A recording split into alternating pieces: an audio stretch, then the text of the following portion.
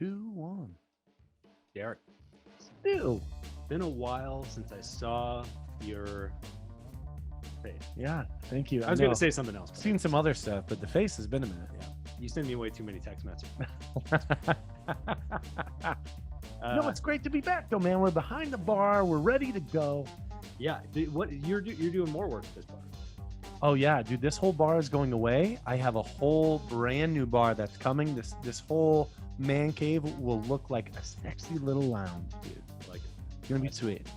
you are far more adventurous than I. But look, we shouldn't dilly dally. Yeah. Pitter patter. Let's get at her. We have two incredible guests today from Exhibit A Brewing.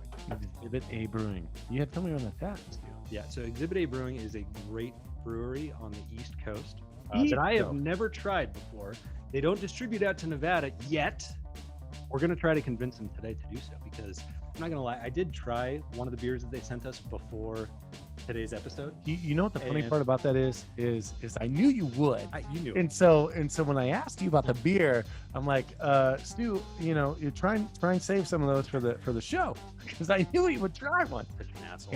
And I'm proud of you, though. You only had one. I only had one. It was like a week ago, and I was like, you know what? I'm really in the mood for a beer. And like, first of all, we'll post some of this stuff on social, but their can art is incredible. Yeah. So it called to me. But anyway, I did have self-restraint. I waited mostly, except for that one. And now we are going to share this incredible experience with Matthew and Kelsey. But before we do, Derek, should we just let it roll? I think we should let it roll. Let it roll. And we're back. And We're back. we're back. We're back again, back in the saddle again. Stephen Tyler would say. And we have two great guests, as we said, from Exhibit A Brewing. We don't know that yet. Uh, It's just starting. that's true. We don't. We could be like the shittiest guest ever. Harsh, but true. And no Brilliant. matter how good or bad they are, we can always cut it to make it sound good. Very true. So, you guys don't know how much we cut out of some of these episodes. Yeah. Yes, we do. You can guess. You can guess. So Matthew Steinberg, Kelsey Roth, welcome to the show. Welcome. Thank you guys Thank you. for joining us. Thank you. Yeah, From- thank and you. And by the way, they're at East Coast time. Yeah. So it's late for them. And so even more thank you for being gracious to us West Coasters who are like Mhm. just finished our work day. So we found a time that hopefully kind of worked for both. But quick intro, okay? Matthew Steinberg, co-founder, head brewer of Exhibit A Brewing Company since the inception in September 2015. Love it. That is coming up on their 7th year. It's crazy. And by the way, in Las Vegas, 7 is a very, very lucky number. Mhm. So we're almost there. And Kelsey Roth is the general manager, Exhibit A Brewing Company, certified Cicerone, Beautiful. which basically means anything that we say about beer, he's going to say bullshit, and he's just going to say your taste buds are shit. I'll tell you what tastes good and what doesn't. I'm ready to mansplain everything. I love it. Please do, Good. please do, Good. because Derek needs it. No. Ooh. Sorry, man, I had to. That's all right. Gentlemen, welcome. Thanks for coming. Appreciate Thanks it. for having Thank us. you for having us. So tell us, you guys obviously both handle the business end and the brewing end of this incredible brewery. Tell us a little bit about it. I mean, where did this come from? You guys are relatively new. You guys are, you guys are creating great brewery. You guys are creating great can art, which I definitely want to talk about. But tell us a little bit about where this came from. So, well, I love that you said we're pretty new. This is my 24th year of my career, so I feel super new right now from you saying that, and I appreciate it. I've been a brewer in Massachusetts for that whole time, and about 7 years ago, or 6.5 years ago, we started to decide, okay, it's time to get a brewery open. My partner and I decided what the plan was, where it would be. We took over the former Jack's Abbey Brewery, bought their equipment, and decided, okay, let's go. Business plan was just kind of like a rough sketch. And we decided, okay, this is the name, Exhibit A. And Kelsey can tell you more about the story behind why Exhibit A. That's a big question. Need to know. I like to say thin air because it just leaves some questions assumed- out there. I assumed one of you guys were lawyers. I Right, assumed of that's where course. that came from. Yeah, we wanted that. We wanted you to assume that. It So sounds- Yeah.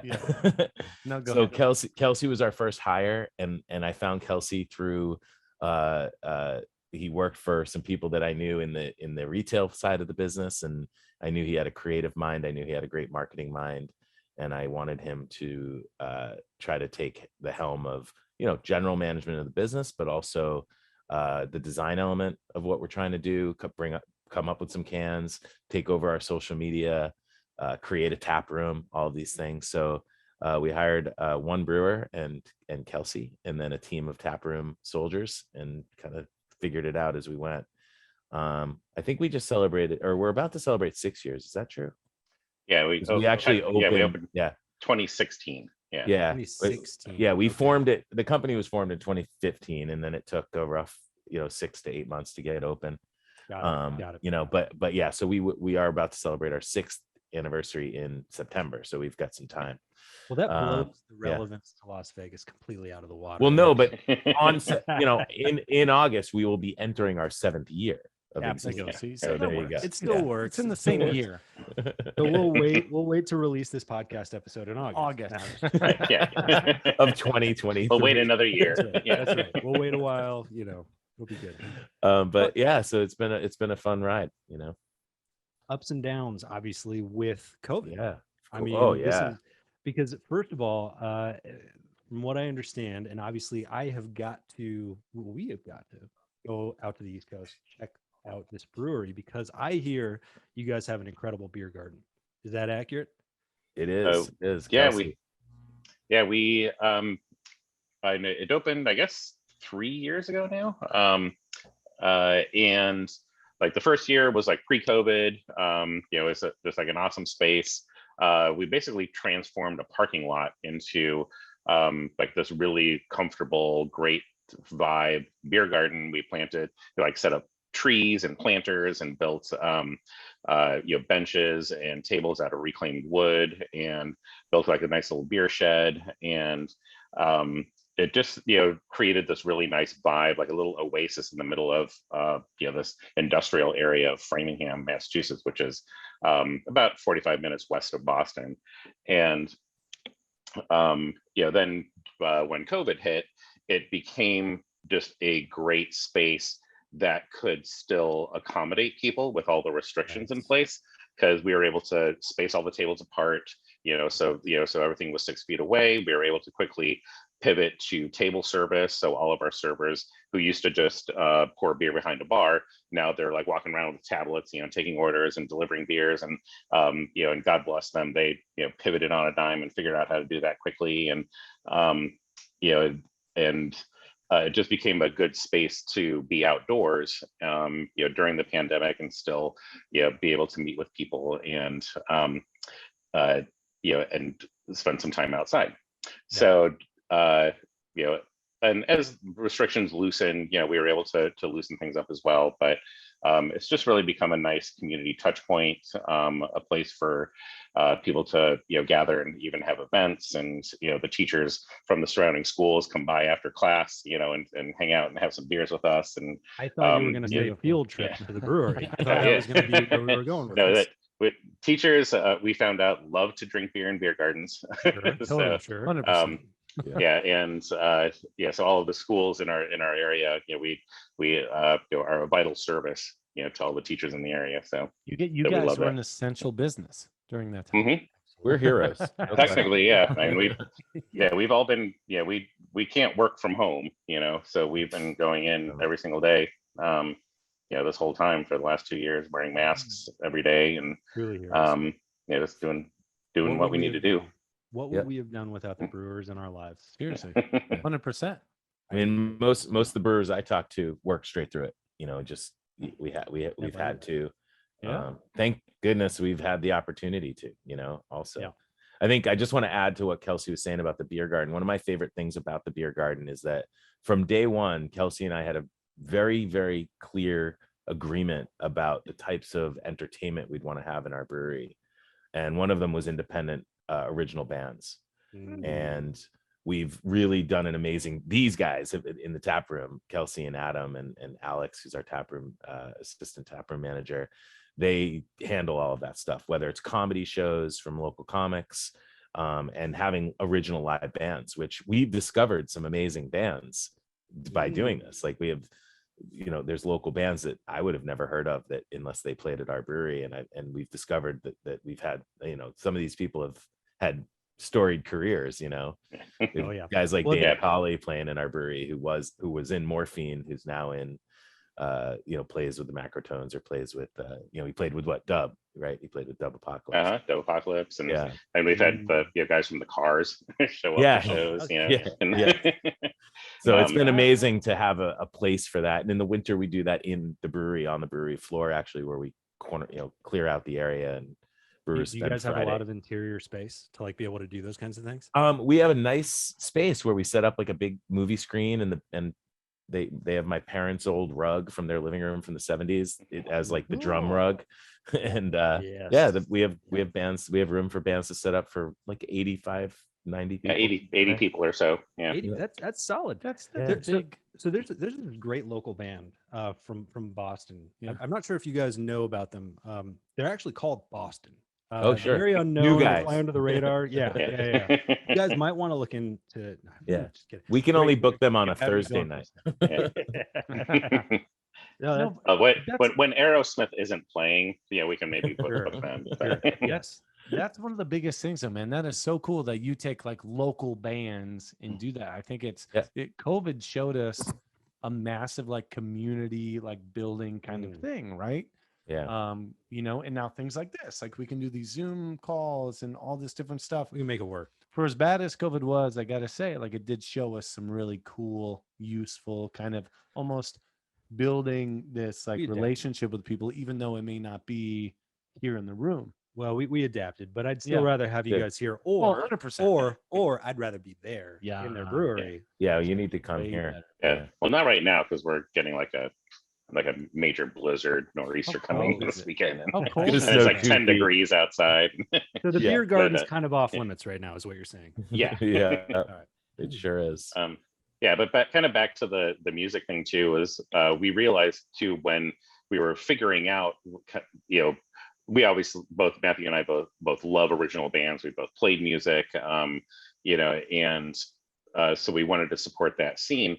But we realized quickly that a lot of the clubs in Boston and the surrounding areas that used to support local original bands were dying off, and they were having to close. They weren't able to, for one reason or another, and especially during COVID, a lot of them couldn't survive.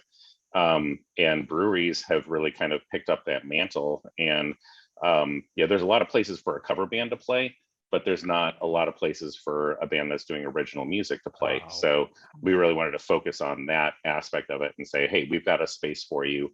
And right now I'm booking August of 2022. Right.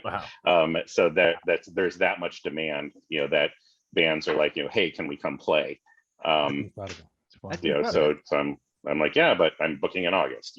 What date do you want? So let me ask you that. I mean, obviously COVID impacted everyone differently from a business standpoint. I mean, did you guys see a slowdown? Did you see an uptick, or was it just different? I mean, overall business wise, I mean, the tap room definitely saw an initial big push on cans to go, but zero beer for on site, right? So we went from like a really good solid on-site business, whether it's winter or summer, to kind of like nada, right? Like immediately zero. We closed. Yeah, we didn't fill a keg for like 8 months. Right. Wow. Like we did not fill a single keg for 8 months. Yeah. Wow. So and we had to take that beer that was stuck in kegs that couldn't be consumed because bars were closed to our good friends that own a distillery who have made this kind of cat's meow moonshine that is in whiskey barrels, and that's aging in barrels right now. That's pretty cool though. Yeah, it is pretty cool. I mean, so we kind of we reuse the product that would have otherwise been thrown away. But so that's kind of that, that uptick in can sales to go was amazing. We needed it desperately. And I would say the first few months it was kind of a little bit wildfire. Like people were freaking out, like that people were buying cases at a time instead of 4-packs, and thank goodness for that. overall we had like a tiny bit of growth in 2020, and we had a slightly more growth in 21, but the cost of doing business offset all of that, of course. Oh, okay. And So yeah, because you have to put more protocols in place, you have to hire I more mean, staff. just spending was higher. Just Spending's spending higher. overall was higher. Like overhead has increased by Mhm. 17-18%. Freight alone is just on fire. Yeah, I know all about even that. Yeah. but even Yeah. like the difference between like filling a keg, you have the keg and that's Versus- reusable, and a keg collar, which is a piece of Right. paper, as opposed to the can, the label, the keg, the case tray, the pack Yeah. tech, the lid, all of these things. So the cost of goods sold per ounce, goes through the roof when you're putting a beer in a can, as opposed to on draft on a keg. So Yeah. Sure. So because we had to pivot to basically going from 65% cans, 35% draft, to basically 99% cans for 2020, or 96% or something, some crazy number. Yeah. It's of your dollar sales. It just makes everything more expensive, which Eats into it very quickly. thank goodness we had the business, because we sold our most beer we ever sold in 21, which is ironic, since we like behind the veil a little bit, we didn't make any money.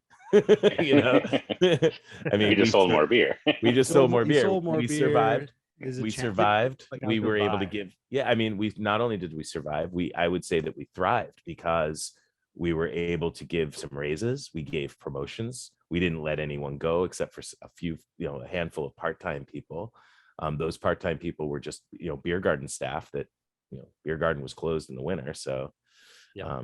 but we did bring back everyone that we could when we opened, and, our production staff was not only whole, it needed to grow. Yeah. So we hired people, and, that part, the fact that we were able to hire, promote, give raises, pay all bills, It's huge. like unbelievable. huge. Yeah. Wild. Huge. Now- And now did not qualify for help. Yeah.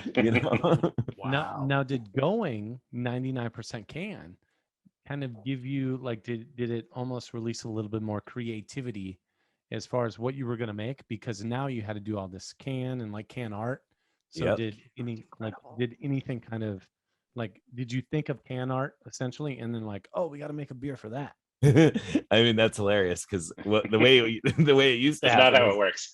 no, it's not, but it used to happen that way, where I'd be like, Kelsey, I've got an idea for a beer, and he's like, cool, what's it called? I'm like, I don't know.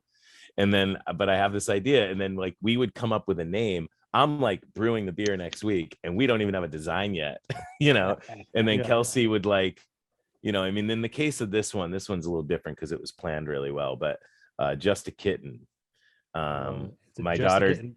Just For a the Kitten. people who are listening, by the way, Just a Kitten, it's a silver can, but it's got a kitten playing with a Kitten ball with a of ball of yarn. yarn, and Yeah, it's and a it's blue. great It's actually illustration. blue. It has It's a like a little tinge of bluish can, metallic blue.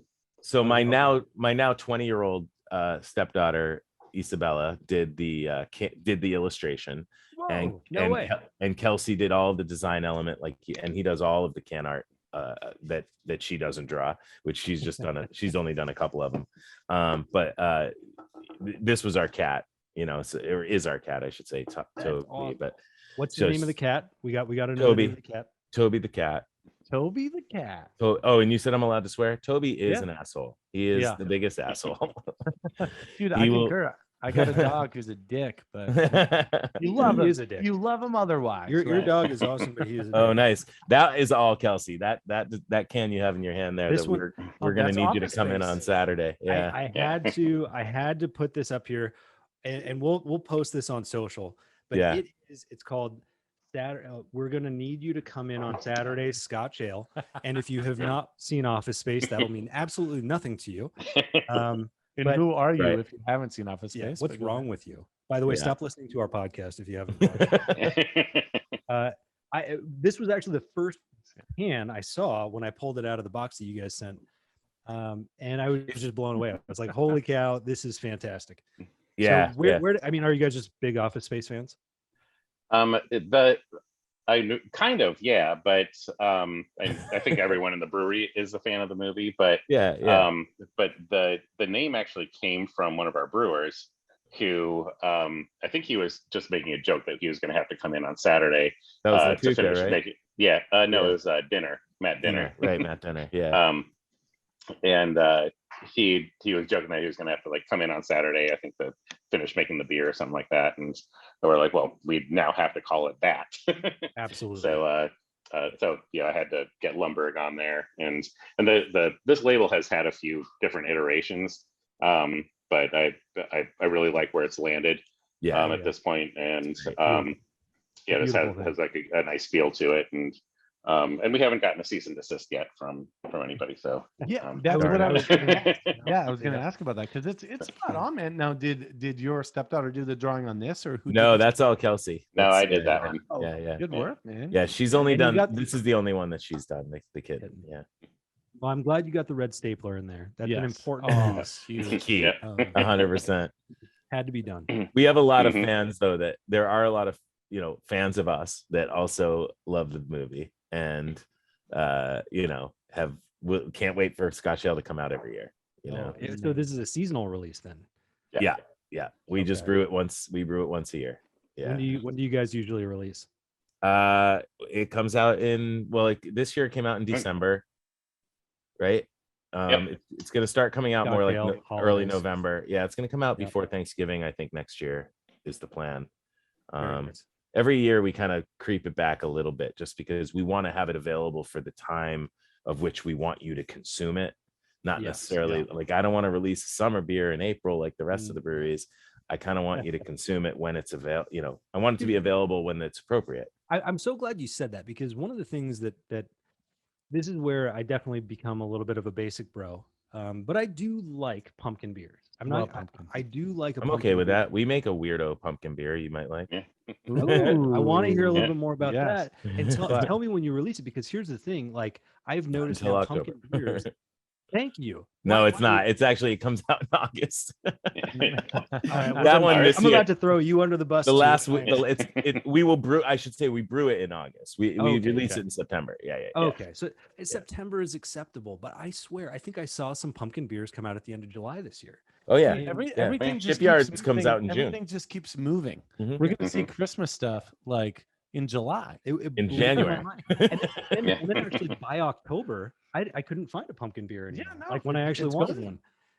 So it's just mine. So what's unique about your pumpkin beer? I'd love to, because we getting a little weird with it nowadays. So we call it Cake, and it's actually a reference to, I think, the band Cake. Yes, it's very much a reference. Yeah, I mean the label is definitely a reference. It looks like a cake record, but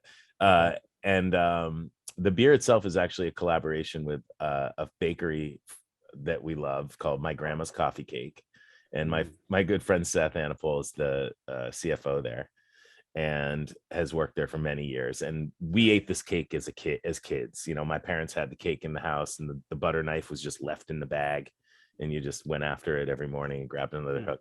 It's like, I don't know how many grams of fat are in each little tiny slice. It's amazing. Don't ask the question. It's an amazing cake. It's the most incredible cake. But so we were like, jokingly, we're like hanging out, and I've made some tribute beers to friends and named beers after friends and stuff, and for friends. And I was like, I should make a beer with the cake, man. We should do this. And like, we're dipping the cake in brown ale, going, yeah, this is great, And then one day I was like, you know what, we're gonna do it. We're gonna brew an Exhibit A beer. We're gonna call it Cake. And Kelsey's got a great idea for the label, and we've been doing it now 4 years. This year we'll brew about 4 times as much as we've ever brewed. Wow. So that's exciting. So we actually put some it's pumpkin coffee cake. Yeah. They make many different cakes. They make a beautiful pineapple cake they make. That's great. Their blueberries, the classic. Walnut cinnamon's really good. Cinnamon walnut. Yeah. This not only touches our hearts, it touches every white girl in America. That's right. Yeah. You should see the branding. I mean, it's even better. I gotta Google even better right now. We finished the beer off with a little bit of light roast cold brew coffee too from Share Coffee Roasters. So it's got a little hint of of coffee in it as well, the sweetness, and call it like vanilla. a cake, a cake infused pastry beer. It's amber colored. It's like an Auburn ale. It's like it's not a stout. So. Right. Yeah. It's very much like a light brown ale, if you will. Yeah. Oh, interesting. Okay. Yeah.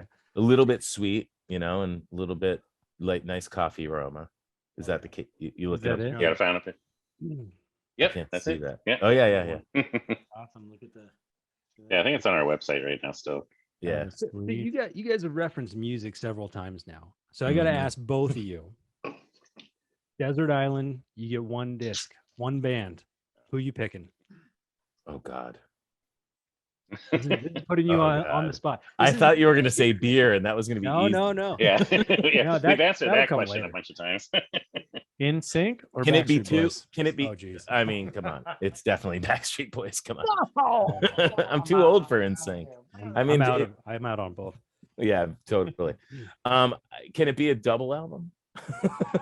Okay, we'll accept that. Well, if it was released as a double album, maybe like the It White wasn't. Album or something. No, it wasn't. No, I was thinking A Day at the Races and A Night at the Opera. Oh. Queen. I thought you were gonna say Queen. Frampton Comes Alive, but That's also good. I mean, right, so- Well, Kelsey. for me, right now I think it would be the Smiths. The Queen is Dead. Oh, Ooh. yes, By the yes, Smiths. Amazing. yes. But- I guess my real answer, just in the spirit of being on a podcast right now, is it's got to be Ragged Glory by Neil. Ragged Glory. I don't know. Neil Young. Neil Young by Neil Neil Young. Young. Hey, okay, so he just pulled all his stuff off of Spotify. interesting. Yeah, he pulled all of his stuff off of Spotify Because of a Joe Rogan. podcast. Yeah, because How bizarre was that? So I'm gonna bring it back here I a do little like bit. Neil I'm Young. gonna bring it back here a little bit. I love Neil. I got to bring it back. We got to get. I got to see how Kelsey and Matthew. How did you guys get into brewing? Mm. Good question. I got into brewing as a home brewer, living in Flagstaff, Arizona. No way, And- Flagstaff. I am Yes. a lumberjack, by the way.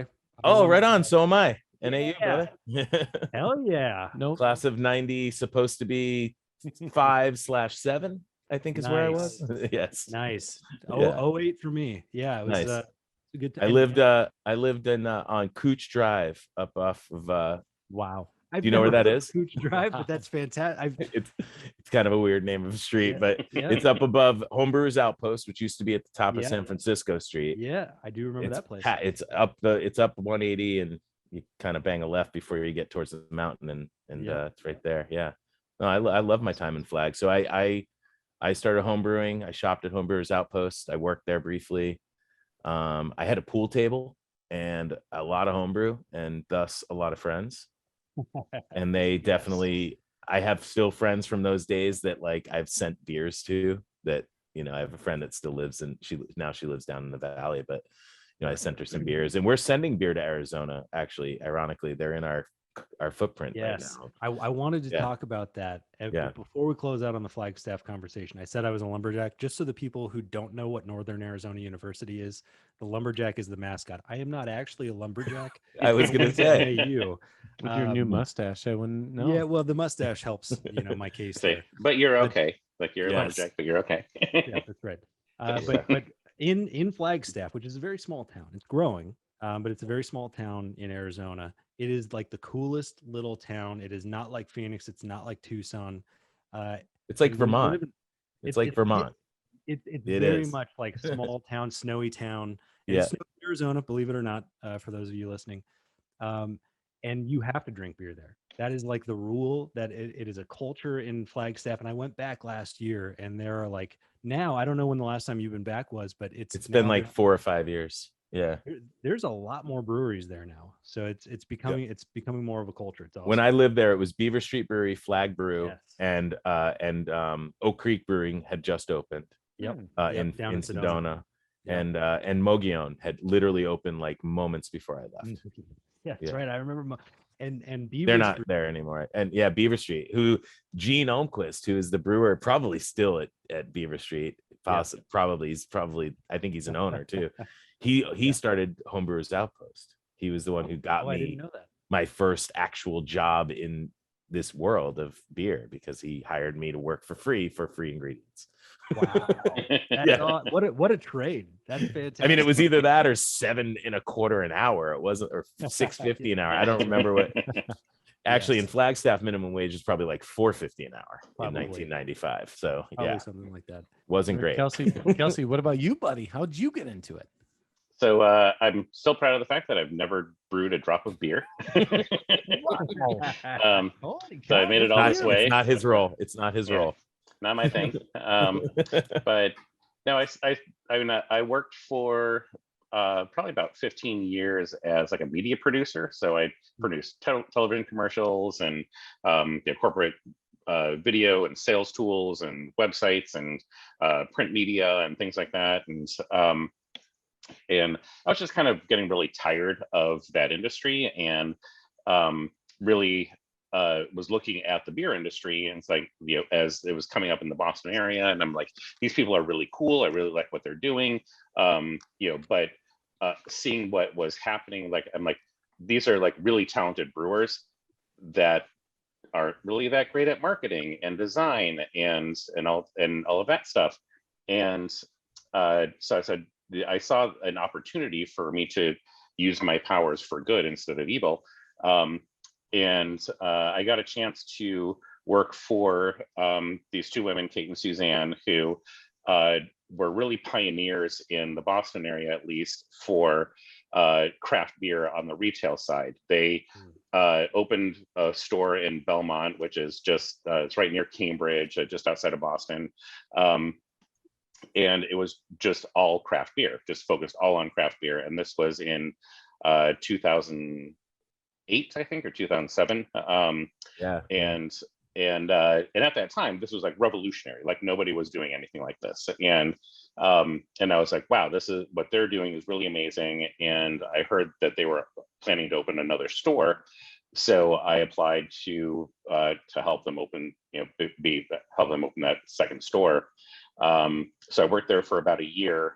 This was a store in Winchester. Then they brought me onto the brand team, and I helped them open 26 more stores nationwide. Wow. And so now they have this little craft beer seller franchise, and really just have been spreading the gospel of of craft beer ever since. And what really brought me to them, there's a lot of stores now that still sell craft beer and do a great job at it. But what they did that was different was they really focused on the education side of it, saying, with the idea that, one, your staff needs to be really educated on what beer is, and and what makes good beer. And the more that you can educate the consumer, the better shopper they're going to be when they come into your store. Yes. So if the consumer knows about freshness and keeping beer cold, and what's a good beer style, and is the beer adhering to a style, or is it not? And if it's not, is it still a quality beer? That shopper is going to be a better shopper, and is going to be a better return shopper if they understand what your concept is. So that education part was something that I really took on as my role there. I trained a lot of the new franchise owners. I helped train their staff. I put together education events, and put together classes and blind tasting panels and things for customers. So that's really how I fell deep into the craft beer world.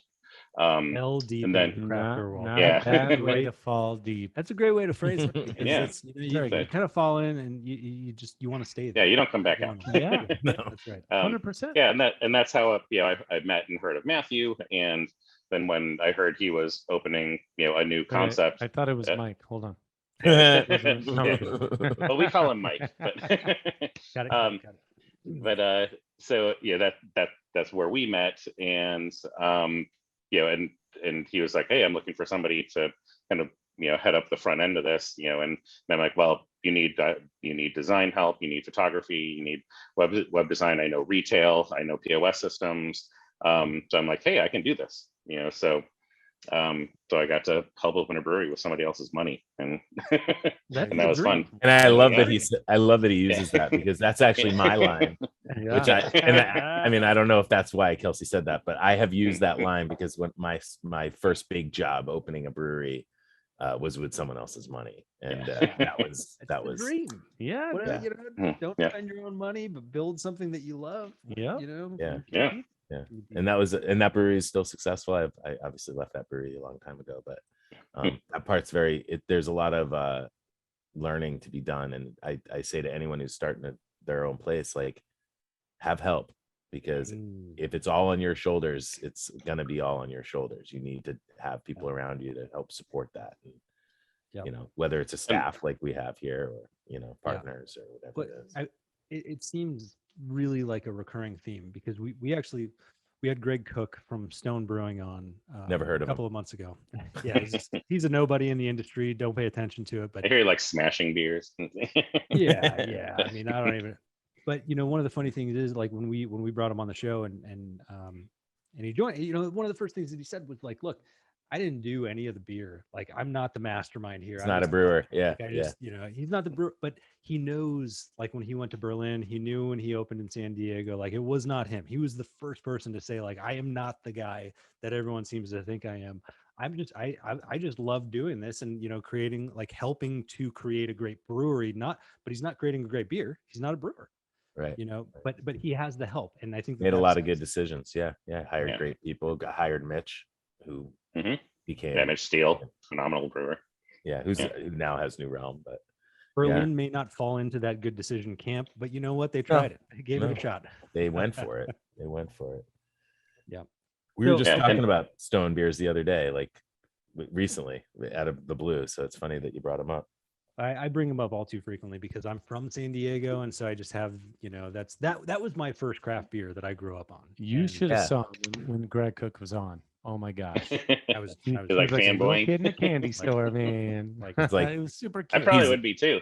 Right? Yeah, I mean, I've met Greg before. Yeah, but I certainly don't know him. Derek's mad at me right now. I was for- trying to hold on to this No. for you guys to tell us about it. Well, let's talk about No, it. I'm- You're I'm drinking listening. our- By the Yeah. way, most people are listening and not watching. They wouldn't have even known. They would have had no idea that I tried this first. I could have pretended, but now the cat's out of the bag. The kitten with the ball of yarn is out of the ball bag. of yarn. Oh, that's not what we're drinking right now. But No, we did talk about Saturday a little bit, but I want to know, as far as flavor profile goes, what you Mhm. guys think. Because unless you guys have it, explain to us what we're about to taste. I mean, the thing that I want to just put out there about a beer like this is all about the malt, right? It's Scotch ale. People talk about hops all day. They're sexy. They're grown in a beautiful environment up in Yakima. You know, there's all sorts of great things about hops that we can talk about all day. But malt to me is far more sexy, far more interesting. It gives dynamic to the beer that no other ingredient can give. Yeah. And we are a big fan of locally sourced grains. We have a great malt house here in Massachusetts called Valley Malt that we dig very deep into their portfolio, and we've developed grains with them. We have a direct line to the farmers through them, and so we a beer like this, we capitalize on that big time. You know, Can you just tell me, like, really quickly, like, with grains, how do you vet a quality grain? Like, do you have to take it all the way through the brewing process, or is there a way to tell before you get to that point that it's a quality grain? So the farmer works with, you know, a lab to determine if it's malt quality, and there's a pretty stringent, you know, test that can go on the grain itself, from seed to plant to checking the soil to the water, everything, you know, the sun, all the stuff, the farmer's hands. The terroir. What kind of terroir. lotion is it now? Yeah. Keep the lotion at a minimum. You don't want that. Yeah. Although I do need some lotion. It's winter. It's cold and out dry there, you here, know, you yeah. gotta. It's yeah. crisp. It is real crisp around here. Hey, we live So- in the desert. We get it. Yeah. It's a dry heat. I've been there. It's not that bad. How dare you? That's our. By the way, if you live in Las Vegas, that's our least favorite phrase, because it doesn't matter how humid How it is, dry. it's 115 degrees outside. Doesn't matter. Doesn't Yeah. So we, you know, there is a pretty stringent malt quality matter. thing that goes on. Cornell University in New York does testing on grain. There's a whole a department for grain studies, and I've gotten to get to know a few of the people from there, the educators and researchers, and we're part of something called the Northeast Grain Shed Alliance, which is a group of brewers, bakers, distillers, farmers, maltsters, millers. I may have left somebody out. Educators. Educators, researchers. Yeah. Is it maltster is a thing? Maltster. Yeah, the person who makes malt. Yes. Wow. Yeah. So it's a maltster. Yes. That's a great title. I'm just Yeah. like, I think it's fascinating. Andrea Stanley, who is our maltster, and Margot, who is our maltster at Valley Nice. Malt. And Chris Shout also out. does plenty Chris. of malting. Shout out to the maltsters. The This maltsters is are very exciting. whenever I send an email with like a new order or a check on an order or whatever, I'm like, if I'm checking on an order, I'm like, I change my greeting on the email almost every time. And a lot of times I text them because they're also friends of mine, but it's like mighty maltster, or my maltster peeps, or my gosh, the maltsters, they're coming for you, just something goofy. All real maltsters. But we do have a really close, we could talk all day about like our suppliers, right? The people who we buy stuff from, but we do tend to have really close relationships with the people we buy things from, whether it's malt, hops, cardboard, chemicals. We have relationships with all these people and the companies of which that we do business with. But there's nothing like doing business with your farmer / maltster, right? So with this particular beer, we're going to need you to come in on Saturday Scotch Ale, lovingly known as Scotch Ale. Just Saturday. Is that the acronym version of it? Saturday Scotch Ale. There's hand smoked beechwood malt in there. There's Cara Munich. There's a kilned stewed Munich malt that gives us some crystal character. There's Munich malt, there's Vienna malt, there's Pilsner malt, and we use a lot. Anytime there's something that's really a way for us to focus on the malt or focus on the grains of a beer, we definitely lean heavy on using Valley malt in those beers. Now we also use Valley malt in all of our beers, but this particular one has a very high percentage, and that's really fun because it gives us some freedom. It gives some creative freedom. It gives the maltsters a place to shine. Yes. And and in a world of hop heavy beers, and we put a lot of care and character into our hoppy beers when it comes to malt as well. And I think that a lot of people it could be argued that our beers, the soul of our beer is obviously, like all beers, is malt, but our beers wouldn't taste the way they do without the grain that we use, So Yeah, how is this exciting? I sometimes use the analogy of like a lot of people now understand, fresh roasted coffee, like the bean makes a lot of, the actual bean before it's roasted makes a lot of difference. The origin of that, but also how it's roasted and how freshly it's roasted makes a huge difference in the end product of your coffee. Grain is not that dissimilar. The quality of the grain going in makes a huge difference, but then how that grain is malted, how it's then roasted or kilned, how it's treated, and how freshly you get that in before you make a beer with it makes a huge difference in the flavor profile as well. So, kind of garbage in, garbage out.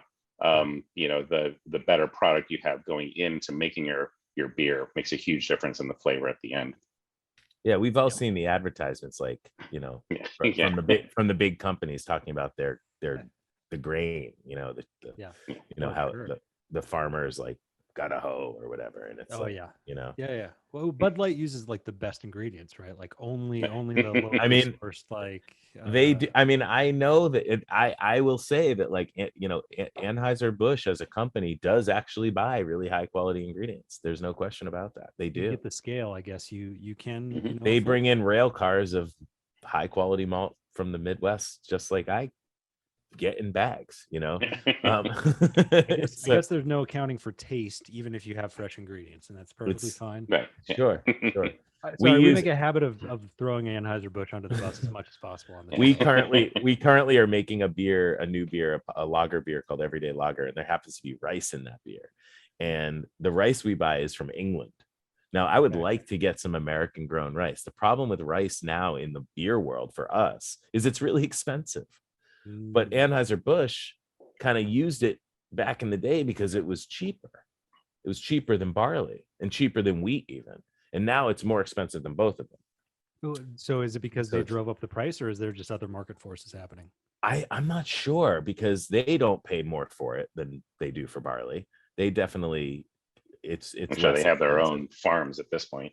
Well, they Yeah. definitely have their own farms, Yeah. both hops and grain. So it's interesting because I was like, oh, we should get some rice going because it's reasonably priced. And then I was like, oh no, it's like twice as expensive as barley. Okay, but it makes for a really cool crispy lager, that's for sure. Yeah. I have no doubt. Yeah. So I would love to continue down this ingredients path, but we No, got we to don't have talk a little bit more about this fantastic beer that we're drinking right now. Yeah, we need to know what couldn't we're hold off. tasting. Well, I'm So- just going to talk about ingredients. So Kelsey should talk about flavor since Well, he's so- drinking it, and I'm Yeah, still it's on my right here right now. Yeah. Kelsey, I'm going to tell you what I'm experiencing right now. Mhm. You can tell me how full of shit I am. So malt, I'm going to just start with that because that's what you guys just talked about for this beer. But I definitely can. And I'll just tell you too, like one of the beers that got me into craft beer, and this is probably kind of lame, but also it's the reality, was Killian's Irish Red. And I was like, in college, Just kidding. Good one. It was a good one. It's Totally good. Yeah, you're right. But but in college, all I was doing was playing beer pong and drinking like Natty Light or PBR or something like that. And then somehow I don't know, I wound up with some Killian's Irish Red, and I was like, whoa, this actually has like flavor. Like it tastes like good, and I didn't know beer was supposed to taste good. I thought you were supposed to drink it to get drunk. Yeah, it wasn't yellow. Yeah, it wasn't this yellow fizzy stuff that just kind of like made me burp a lot, and it sort of changed my outlook. And so when I drink this, obviously it's nowhere near. There's a lot more complex flavors I think in here than you would get in like Killian's Irish Red, which also got much worse when Molson Coors bought it. I feel like I don't know if that's completely true, but I feel like that's what happened.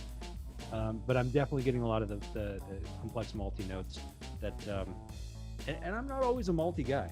I think we talked about this before. Yeah, you're a big IPA guy. You I'm love your definitely- IPA. I am the hoppy guy. You guys just talked about it. That's the second. But I think I've killed all my other taste buds.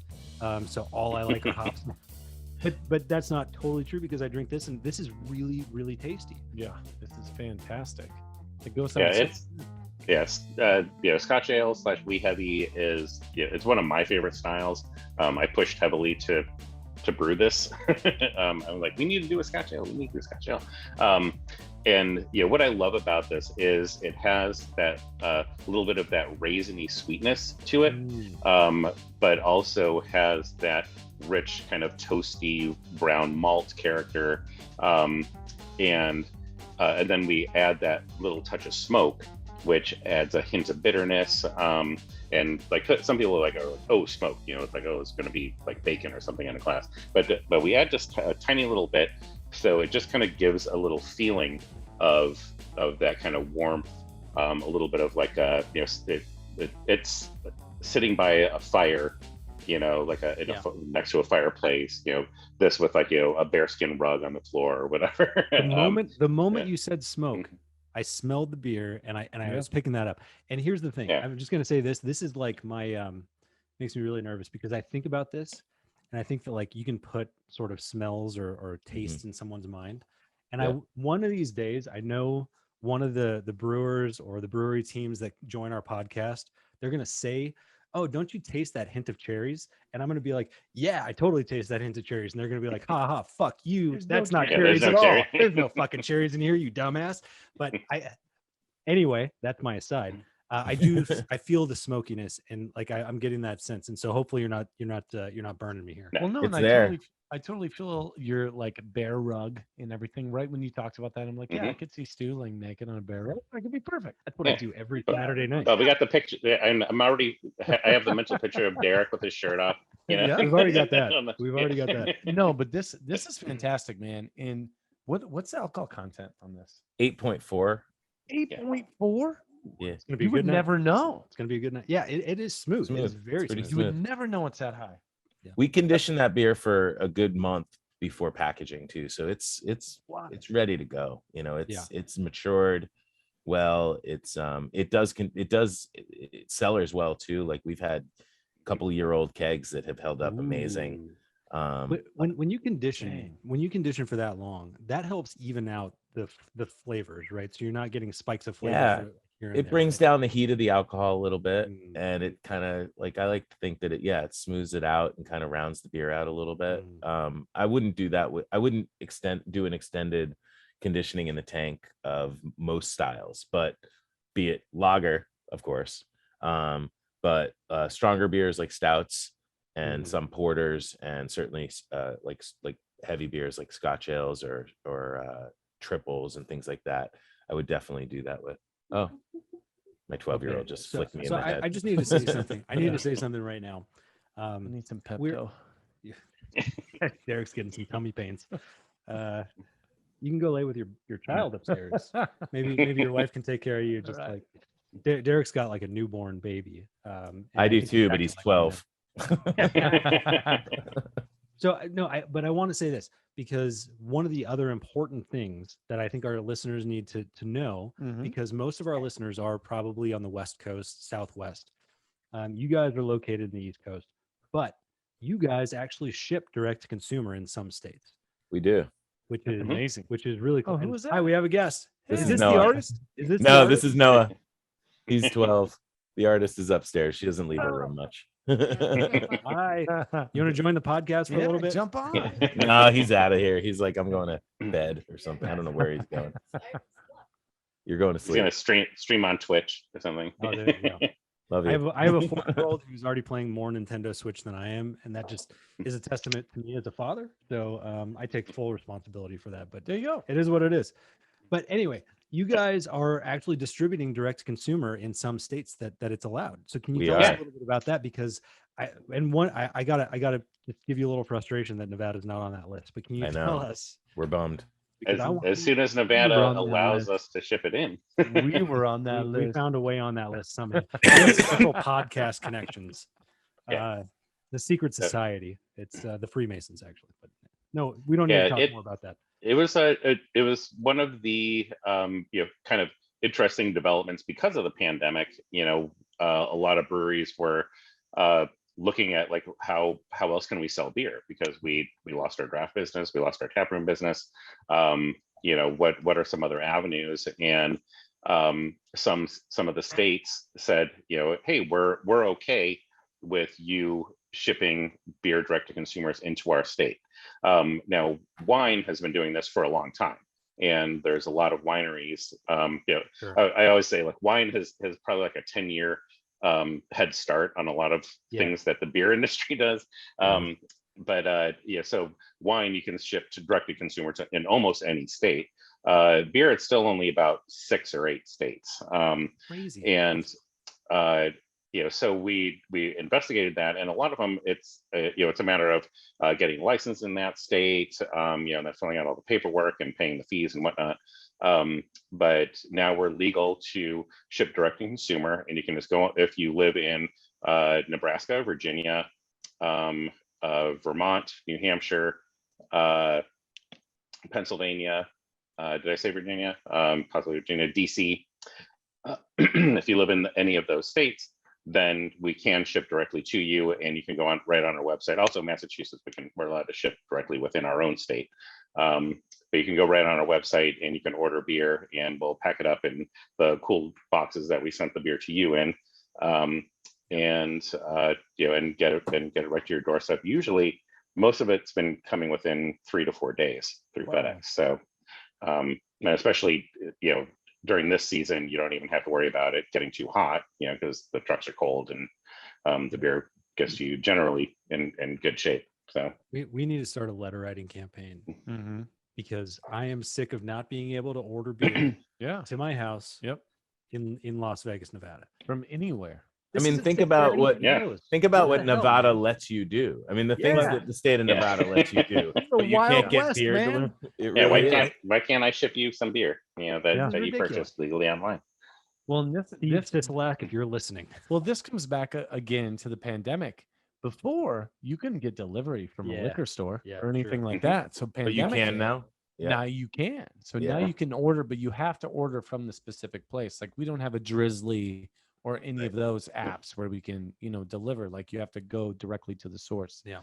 The Yeah. store has to offer the delivery service. Exactly. Right. Yeah, Which yeah. I'm sure most do. Yeah, I would Yep. think. Yep. It's like just they got a van and they can just bring you whatever. I mean, restaurants here were giving you plastic cups with a lid for drinks to go. Man, I read about Love that. it. Yeah, Yeah. man, I mean, that that's was pretty wild. incredible. That's that. Yeah. Talk about the Wild West. That is the Wild East over there, man. That's like Yeah. they reversed it on us. We thought Yeah. Nevada was cool. Yeah, my brother experimented to find out if he could do it on a bicycle, I think. And he like went to a bar, got a drink to go, and then got on his bike with his drink and was like, I'm drinking a drink, riding my bicycle right now. That's That's crazy. awesome. Yeah, Drinking a bourbon while he's we would get, like, riding quart- home on his bike. We'd get like Drinking while quarts, bicycling. like plastic can. quarts filled with like Yeah. margaritas and stuff, and like margaritas to go. It was awesome. Yeah, like in Louisiana, right? Don't they do daiquiris to go and shit? Like that's Mhm. I think they've always done that in New Orleans. I That's mean, New wild. Orleans Yeah. lets you do Mhm. whatever you want. Yeah. What's the drinking limit for driving? I don't think it Yeah. matters out there. They don't care. Nobody's driving. Yeah. Yeah. I mean, I guess if when Uber showed up, is it? All right, I gotta ask you guys because I love the weird stuff, man. Like I Right. love my super spicy beers. Like if you told me something tasted like a banana upside down cake, I would drink it. Like what kind of beer have you done or maybe are planning on doing, if you can talk about it, that is like super weird? I mean, we've done a handful of wacky. I mean, we did a peanut butter and fluff beer. The peanut butter was such a pain to work with. And I want to start by saying that anytime we do a beer that is not traditional ingredients, we use whole ingredients. We don't use extracts. We don't use syrups. We don't use like laboratory Artificial flavors. and stuff. artificial Yeah. flavors or That's with cool. other natural flavors. So it's all whole fruit or all whole whatever. So we're like, let's make a peanut butter beer. So we had to buy like buckets full of peanut butter. Hell yeah. But mind you, Jif? you know, Was it nut Jif? oil. No, it was actually Teddy's. Like we went big. Like we bought the Okay. good stuff. Yeah, there you go. Yeah. And no, but the nut oil, like nut fat, Mm. is bad for beer. So Oh, kills the head, kills the and- head yeah. retention. I can Yeah. see that. You know, Yeah. we It learned tasted some great, lessons. but- Yeah, it yeah. tasted awesome while it lasted. But you know, we've done some other things. We've done some cool, well fruited like IPAs. We've done We did a peppermint glitter Peppermint. porter. peppermint glitter porter. What was it? Yeah, Why what's the glitter? glitter? What was the glitter? At one point, Brewer Supply Group, which is a big national, actually now North American, they have a place in Canada too. So Brewer Supply Group, you know, they sell us hops, malt, cleaning supplies, whatever, everything, yeast. They had this edible glitter at one point that they were like, this is the next thing. Like this is what people are going to be doing. I And remember so- seeing edible glitter. Beer. Yeah. Let's do it. I think strippers Yeah. used it a lot. Well, coming from Las Vegas, you Perfect may Yeah, be you aware of probably that. know. Yeah. Yeah. So this is not that kind of glitter, and this is not that kind of show, mister. You can tell your wife you just had a beer. Yeah. That's right. Yeah. Just make My sure you stepbrother chug one has of a those funny guys. story like that. No, but so it's this edible glitter. It actually worked really well in dark beers because if you think about the glitter, it's like sparkly and you know, silvery. So it looked great in porter. So we did this Sure. peppermint glitter porter. And actually what's funny is I called them recently because we're doing some fun little experiments in the brewery. And I was like, oh, maybe we should bring in some more glitter, and they don't sell it anymore. So my guess is that it either didn't work or they found out something that we don't want to be using. Oh, yep. It is metal after all. Yeah. I mean, I don't know exactly what the deal is, but I do know that it is no longer available through Brewer Supply Group. If you I'm think pretty sure it just didn't microplastics are work. Bad, Yeah. microplastics are bad. Think about it. Metal glitter, edible, Mhm. quote unquote. Edible glitter. Yeah. Metal, Edible metal. Fuck yeah. Yeah. I do have to But say, what- I do have to urinate. I'm sorry, guys. I Yeah, gotta- take a Oh. quick pause. gotta You gotta take a pee quick so pause. bad. Yeah. Okay. And that'll lead us to our sponsor. Yeah. Okay. We're gonna take a quick break for Who's our sponsor? Is it Joe Rogan or Neil Young? Actually, you know what? It's Pepto Bismol. Is that true? It's not really. Makers of edible glitter. We're courting Pepto Bismol by making fake commercials for them until we get a season. Nausea, heartburn, indigestion, upset stomach, diarrhea. Those are all things you might suffer from after a long night of drinking, like Derek, every other day. But they also happen to be the same things that Pepto cures. So, ladies and gentlemen, whether Pepto-Bismol happens to actually be a sponsor of this show or not, Psst, they're not. Get Pepto and fix your hangover. Figure it out. Pepto-Bismol, curing hangovers since 1234. If I was sick from a hangover or really anything, where I was throwing up or coming out the other end perchance, the last thing that I would want to take is a pink, thick beverage to help cure me. And yet, that's what Pepto does. Pepto does not give a shit about your expectations. They only care about results. And that's why we trust Pepto. They don't sponsor the show yet, but they will. Pepto-Bismol, making disgusting beverages since 1532. And we're back. Thank you, Pepto, for that amazing commercial. You guys treat us too well. You do way too well. And by the way, Pepto's not even really a sponsor, Yeah. but they will be 2023. We're waiting for it. We're waiting. Thanks, Pepto. So we're back. We're back, and we are actually. You know what? I think now we got a lot of glasses happening. What's yeah, happening? we got stuff going. I don't know what you did. I think you grabbed my old beer from over there. I Was it did. right here. Is that this one? Well, I think it might be that one because that's Well, what hey, we'll finish it all. yeah, we'll drink it. Anyway, so this Derek's tea I could not wait for it, but he feels much better now. He's back. This is a good segue into a couple of different things. First, we need to know your guys' fears. Ooh, yes. This is where we get into the crux of the show, because really what the show is about is the fact that we're all afraid of something, and beer is what helps us through it. not being able to pee. We know Derek's now. Kelsey, why don't you tell us your biggest fear first? Yeah, I had to think about this one because I have a lot of like little fears. You know, I fear I'm not scared of heights, but I'm scared of falling.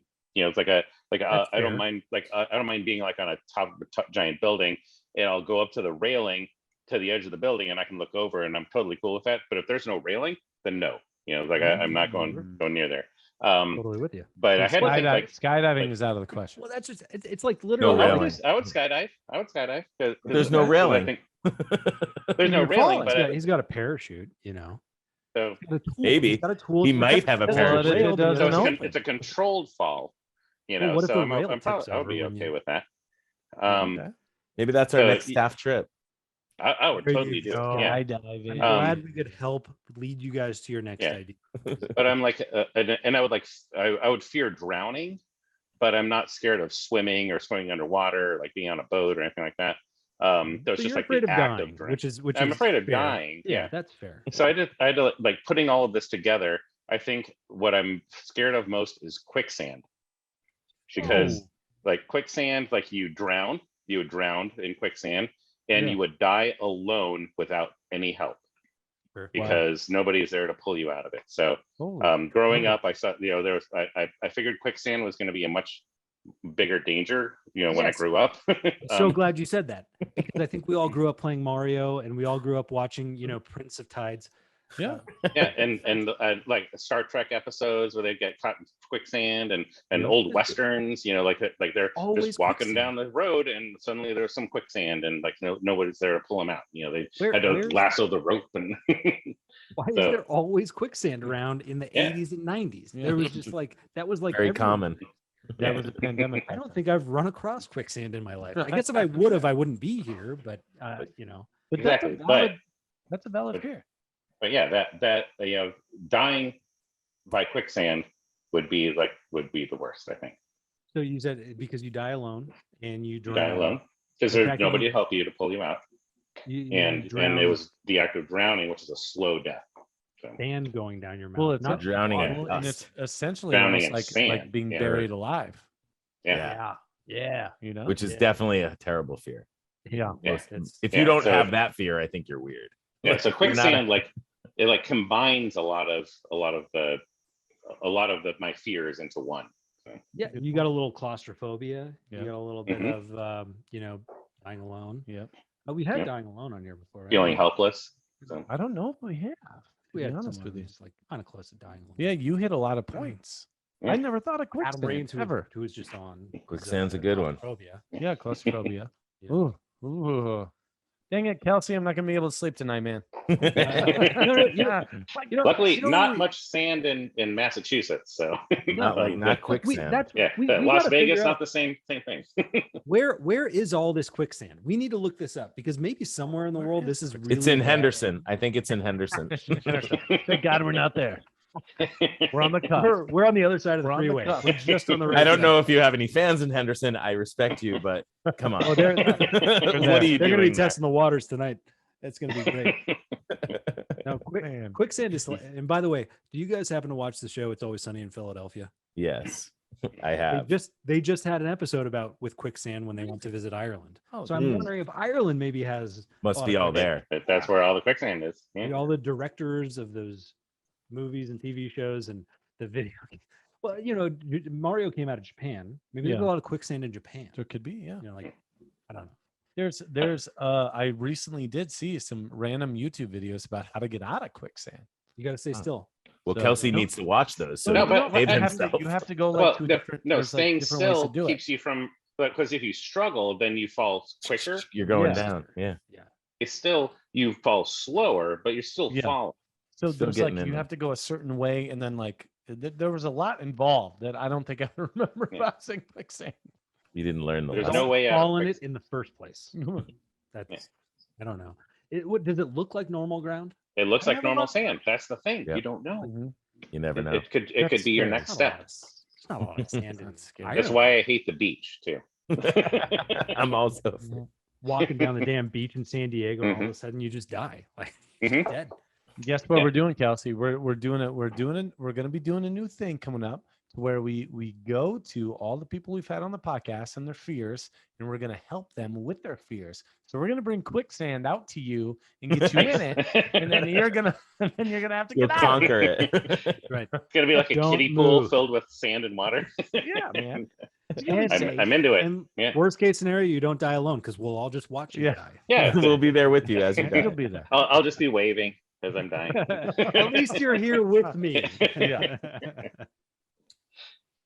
All I'm right. thankful to have you all with me here as I'm dying in We're quicksand. happy. We're happy to support this. And this- we'll be You've conquered we'll one be- of my many fears of dying. in and quicksand. that'll be a Friday, and we'll be drinking Saturday.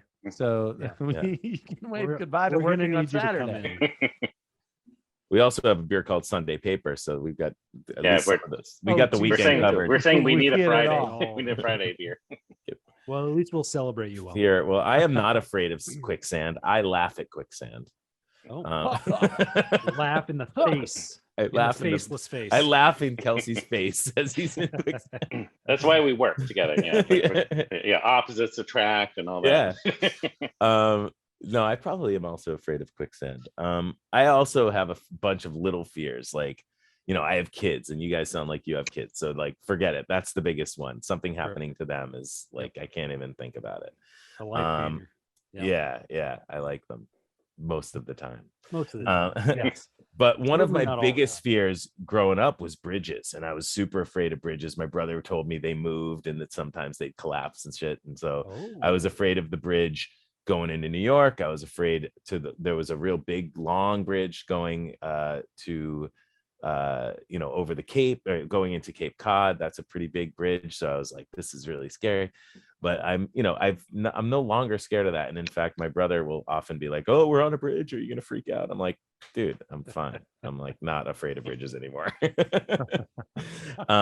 But I do live in a very old house. Our house was built in 1830. It's a schoolhouse in New England, in New England, which is where every haunting begins. Yeah. right? Mhm. So the Bonds Village Schoolhouse, and it is pleasant and beautiful inside, but it is not. It is haunted. Oh, And- Really? Wow. Yes. Okay, so what do you got to tell us? Yeah. What are you seeing? What are you hearing? Yeah. Well, every few months we smell Pall Malls, and that's my wife's grandmother. Oh. She smoked cigarettes in this house, like all of them. That's why there's no cigarettes left in the world. She smoked them all. And They're all gone. Yeah. Sorry, kids. All And the every Pall once- Malls, at least. They Every can't once in a call while, Pall Malls anymore. my wife will say, Graham, come on, you can't smoke in the house anymore, and she's been gone many years, but she's here. Mm. She's friendly, and we have friendly ghosts here, and that's actually not my fear. But I wanted to give a sort of, preface to my fear, which is that I live in a haunted house. Well, we But enjoy that very much. one of my big, and we also, there's a little girl that is here too that we don't talk much about, but she's Singing lullabies as she's walking down the hallway. It's an old schoolhouse, so we aren't sure what happened here, but and don't so give her a name. I hear if you give them a name, then it just like I don't know. My wife's over there in the kitchen. I don't know if if she has a name. I don't think she don't does. do but it. I wouldn't. don't do it. Okay. You seem afraid. But actually, my one of my fears, oddly, is in the dark, being alone. I always feel like someone is there. Well, you might be right. You might be right. I think in this case, I am actually right. And mind you, I'm a brewer. I get up even when I'm not brewing, I'm up basically at 4 a.m. every day. So I always am in the dark when I get up. It's pitch black in my house, and I do not feel like I'm alone awake. I feel like I'm not the only one awake. I feel like there's someone else there. Oh, wow. And I do, and you're getting chills. I do sometimes. The dark. I do, and I have to walk around in the dark, which I'm barely good at walking around in the light. I'm bumping into shit. I'm like, but I do have that fear of I'm not alone in a dark room. Well, and when you first wake up, by the way, whether it's like in the middle of the night on accident or just when you wake up in the morning, your brain's not all the way there. I mean, at least for me, I don't know about you guys, but like when I don't drink coffee. I wake up, I'm as good as I'm ever gonna be. Really? I am like, dude. Wow. I'm like immediate energy when I wake up. I don't really like you all of a sudden. It's nobody does. You should hang with my wife. She's I'm like it. Like you have that fugue state, Yeah. I wake up and I'm a zombie. No, I'm not a zombie at all. I'm a zombie if I go back to sleep and try to wake up a few hours later, then I'm a mess. But the first wake up, I'm golden. The other, just a real quick, I want to touch on that. It's not just the being alone in the dark that I feel like someone's there. I do believe someone is there. So oftentimes I will like turn on my light and I'm like flashing my phone around trying to see what's going on. The other fear is swimming pools and alligators. That's a big one. Oh, wait. Okay. Yeah. Alligators in swimming pools. Alligators in swimming pools. Yeah. And I live in New England, but I lived in Florida. I lived in Florida as a kid, and they would show up all the time in the swimming pools. And so I don't like to swim I go swimming at night with my son. Our neighbor has a pool. We just break in and use his pool.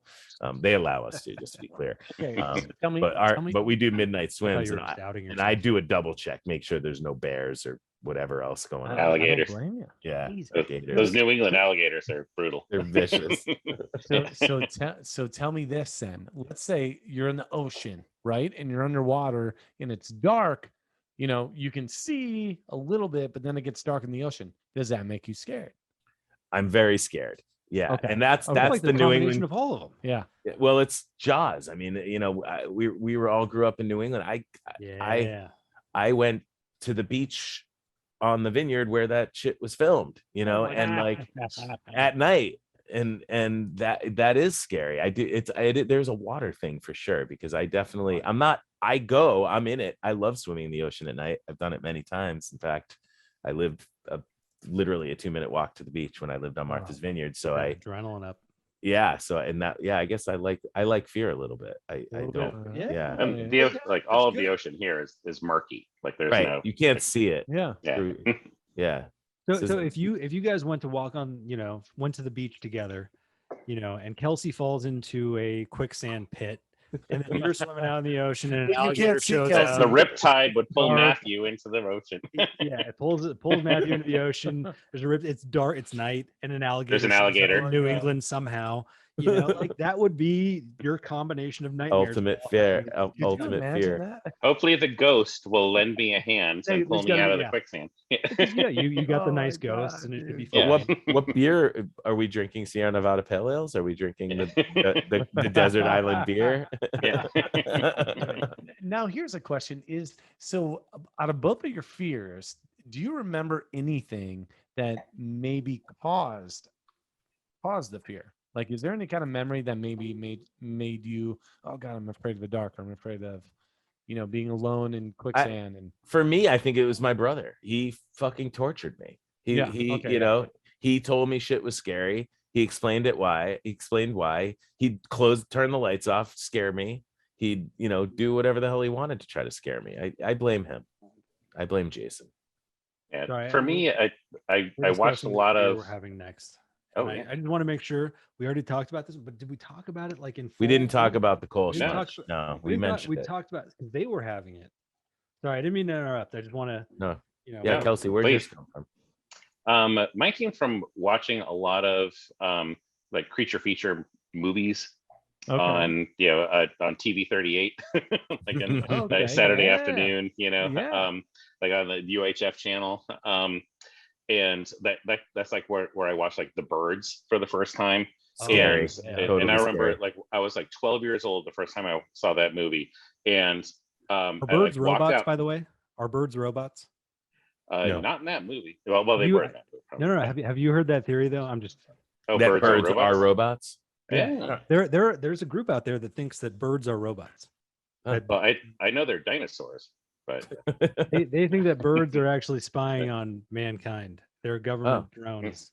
I am not one of those people. I'm just saying that to clarify. I can see that. Look it up. It's fantastic. But yeah, I'm hyper suspicious of birds. Now even more. But like a lot of like I saw Soylent Green when I was like 14, and I watched like all of these horror movies from like the 60s, 70s, and 80s, and then I would just like absorb all of it, and so I think that's where my fears came from, and watching a lot of early television, especially in like the 60s and 70s. I was born in the 70s, but I watched a lot of old TV and like a lot of those old Westerns and Star Trek and all that. Like Quicksand was a big thing, Quicksand and, and like, so they were all getting trapped in it and couldn't get themselves out. And so I think that's where like a lot of that kind of residual fear came from. But yeah, like the movie The Birds still freaks me out. And whenever I see like a lot of crows gathering in a tree, or like seagull, like we got a lot of seagulls around here, so seeing a lot of the seagulls flying around, I'm like, like a little weird. But like, are they going to revolt and attack everybody? Whenever I think of the movie Birds, and sorry to interrupt again, I just think it's the first thing that comes to my mind, and maybe I don't know, maybe there's just me. I always wonder how many birds I think I can take out before they take me down. And I think I could take out at least 50 or 60 birds. What do you have on you? What do you do? Just swinging, man. Really? Yeah, they're birds. They're birds, dude. Wow, dude. Their tensile strength of their neck is nothing. Like you just, you snap. You got the claws and the beaks.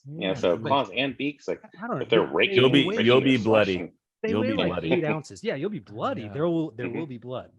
There will be blood. Oh, and they always go for the eyes first. So figure like how many of those can you take out blind? Yeah, well, that's true, and I think I can keep taking them out depending on how thick the swarm is. You're swinging, and it's a thick swarm. You can take a few out every swing. Mhm. 11 Oh, you think 11 for you? for you. For 11. you. No. I'm 50. I'm 50. Oh my god, Easily 50. that's a lot. I can take out 50. How is that? They weigh 8 ounces a piece, man. You get 4 at you, getting at you, and then you're looking down trying to get rid of the other ones, and the other ones are coming at. There's You like pile 4. them up. You stack them up. Then you get a Wow. shield. Okay. But their That needs bones to are be really flexible. So they can take an impact. This is the wackiest so they can, like- conversation. Why? I just want to know if anyone's gonna like report us to PETA for your violence against birds.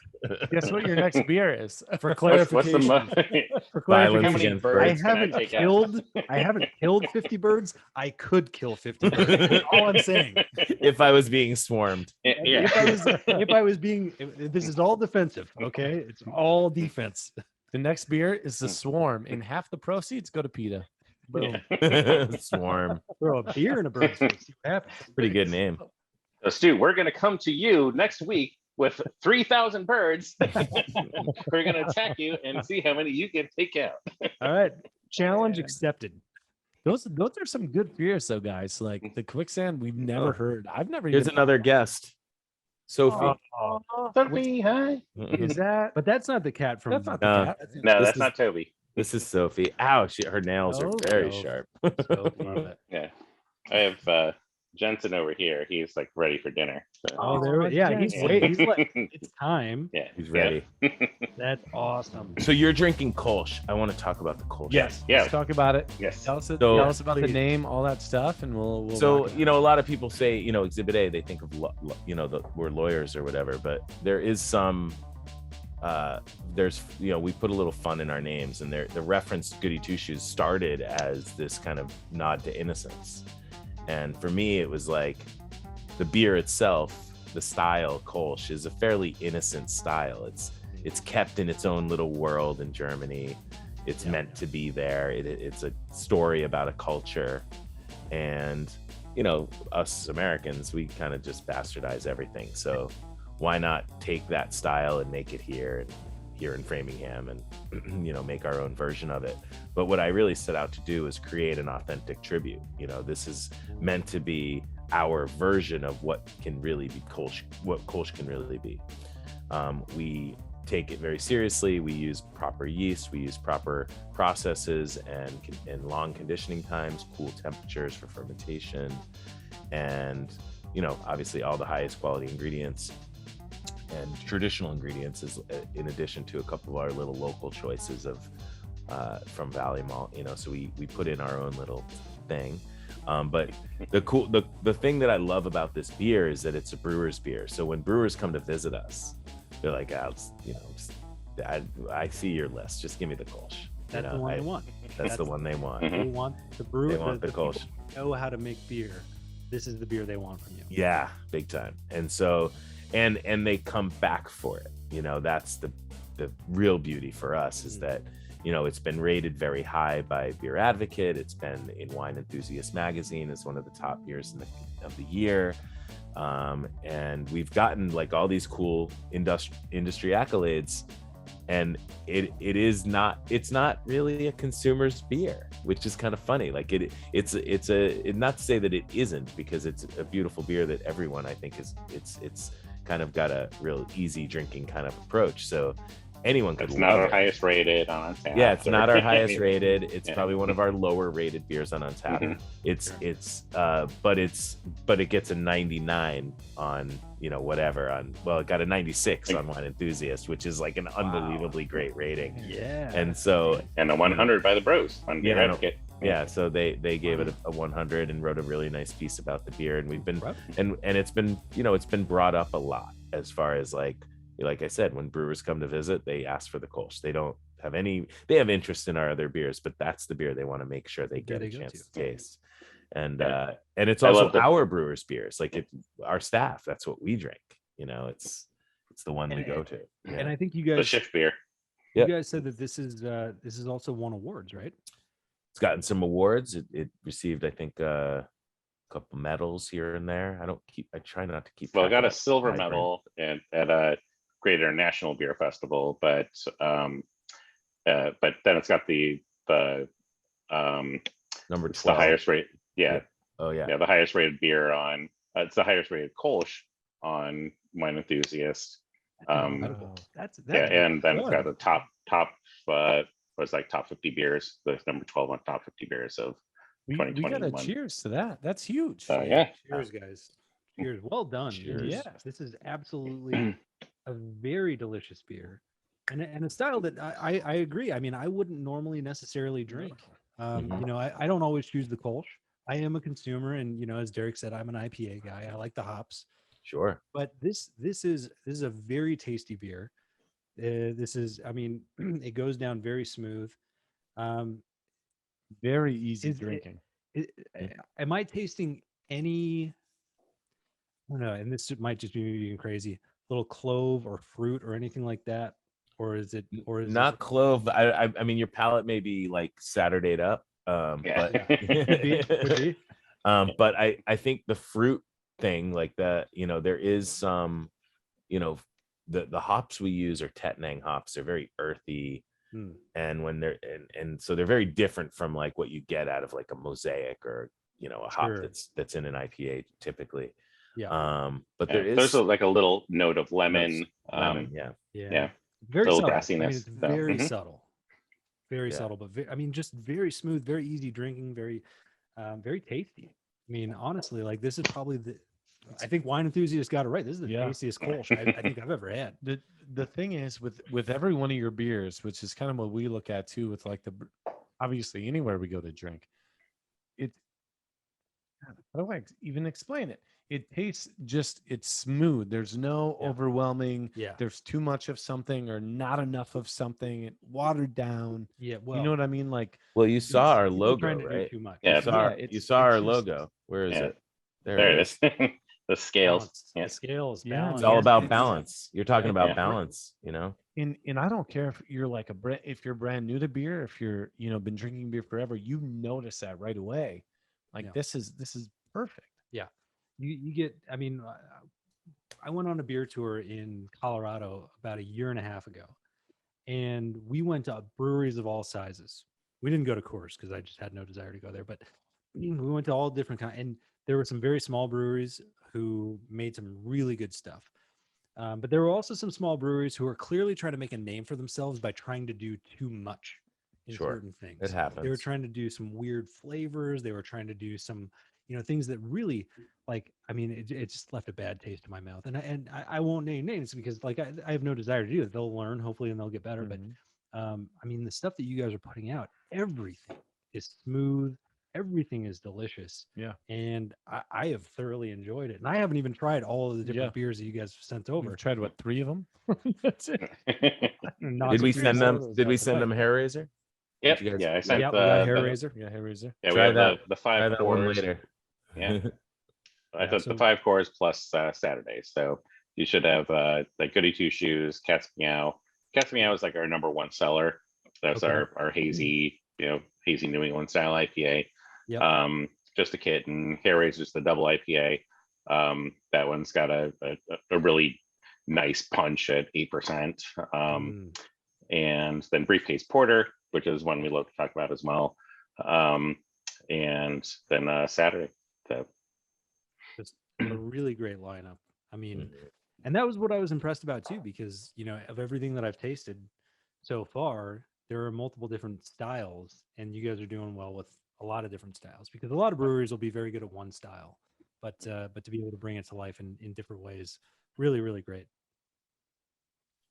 And one of my favorite stories with the Kolsch is when we hosted the Mass Brewers Guild quarterly meeting at our brewery, and one of the things is like we donate all the beer, so it's free beer for all the breweries who come and hang out and their staff and everything.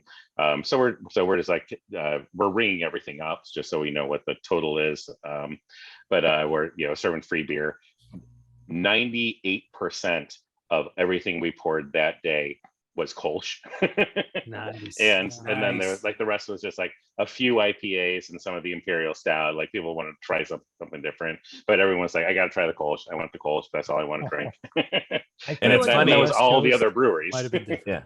Yeah. And if that was consumers, they'd be like, what's the strongest beer you have if it's free? That's Like right. they'd be drinking the strong ones. I want to get blacked out in 2 beers. What do you got for me? Give me I just want to say I can't attest to this. I don't know the facts of this story that he's telling because I was on vacation in Mexico. Yeah. And Nice. I was not at that meeting. So What was your go-to beer in Mexico? What did you drink when you were in Mexico? we drank all the Tecate and then they ran out of love Tecate. Tecate. They ran out of Tecate. Like we nice. drank it all literally, and it wasn't an all-inclusive resort. So they ended up, we were drinking Modelo's and Especial, and it was really good. I drank mostly canned beer as well as there, just because the draft beer just wasn't quite there, But we went to a little brew pub that had like their own beers. And one was like a diacetyl bomb, the other one was a sulfur bomb. It's like they were struggling. They're trying. Yeah, they were trying real hard. Yeah, it's tough to find some good craft beer down there. I will say. Everything that I've seen. But Tecate is awesome. Tecate was fun. It's a smooth. I worked construction in college and during summertime. I used to do house. Yeah, I did siding on houses. Believe it or not. This mustache doesn't come without merit. Okay, I've earned this bad boy. And every day, and this is before I was 21. So I am literally putting myself on blast. But you get home from a long day of construction, drink a couple of Tecatis. It was awesome. Yeah. Actually, we didn't make drink a couple of Tecatis. we make a corn lager that's a Mexican style corn lager called Right to Farm. We brew it in April for like a May, June, July Good kind of summertime time. beer. Yeah, and it's one that it's 100% locally sourced grains. It's kind of a cool beer in that way because it's a farm beer, corn grown here in Massachusetts. Yep. And so but it is like a Mexican style corn lager. It is what you expect those beers to be like, so it's kind of fun. And it's interesting. It's cool, like using like the local corn because it actually exhibits like real corn flavor. Yeah, like you actually can taste a little bit of the corn in it. Whereas like a Tecate or like an Especial, you're like I don't know if I can pick up the corn in that beer because just like kind of an adjunct. But when you're using real high quality ingredients and high quality corn, it's like, oh yeah, you actually get it's fresh too. So you get like a that nice little hint of corn in it. So it's kind of really nice. Now I have two quick questions for you based on that. So we need to know where kind of Exhibit A came from, so we can put that in. We'll throw that in the front, like kind of where the name came from. Right? Name. So the name, it started out as I was having a meeting with Sean and my partner in all this, and he said to me, he said, I've got a name. I know that you have an idea for like a logo, which was these scales that were different scales than we have now, but I had this idea for the scales. My wife's a Libra. I thought the scales would be cool. Same. And nice. And then he said, exhibit, like you're on display, and we were kind of brainstorming around that. And I didn't love it because I thought like it just wasn't complete. And then he had already formed this LLC, or not LLC, but the corporation, Exhibit A Brewing Company. So we were like, yeah, that's it. Oh, right. That's it. And so it was kind of just, he went for it.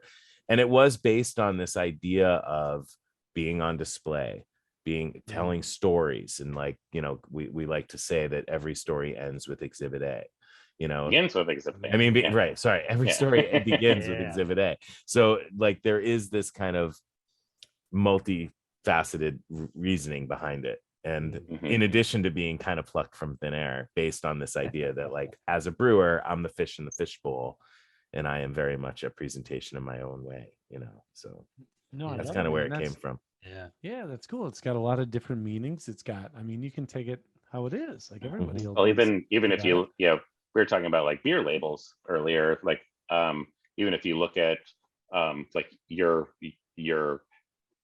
placement on a shelf or a refrigerator in the liquor store, that's an exhibit. That's your art exhibit right there.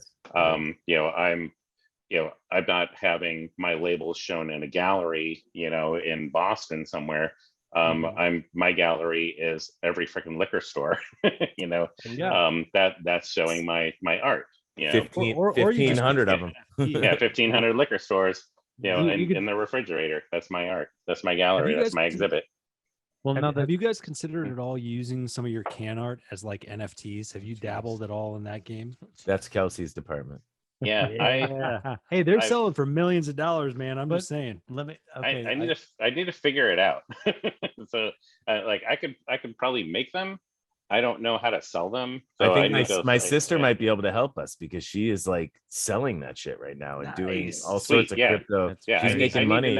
She's making money with thin air. I don't know what the hell. I'm still figuring out what Bitcoin is. So like, if I can, even Bitcoin doesn't know what Bitcoin is. Right. Yeah.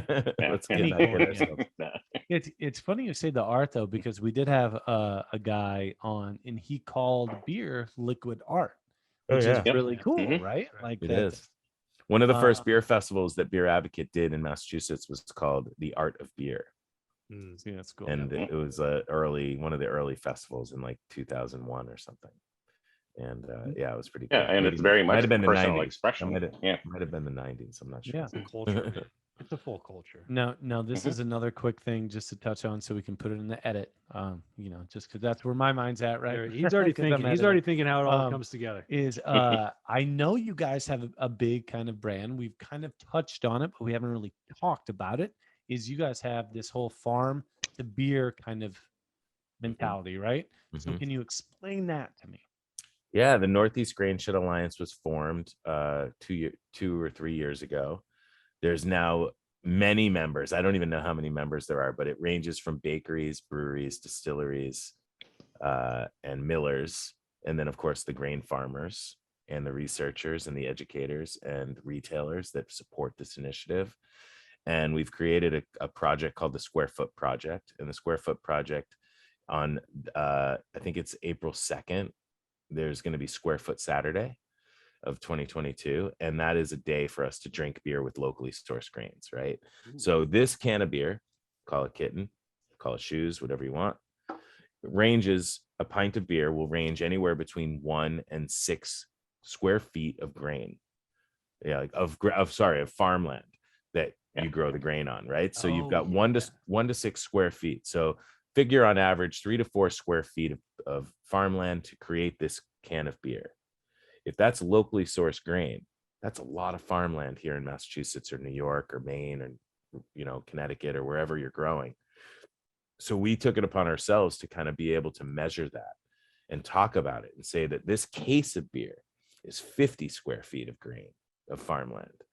This pallet of grain is 2 3/4 acres of farmland. This year usage is 50 acres or 100 acres or whatever it is. So we happen to use about 100,000 pounds of grain from local farms this year in 2021. Our goal was 75,000 pounds. So the fact that we used 100 was like unbelievable.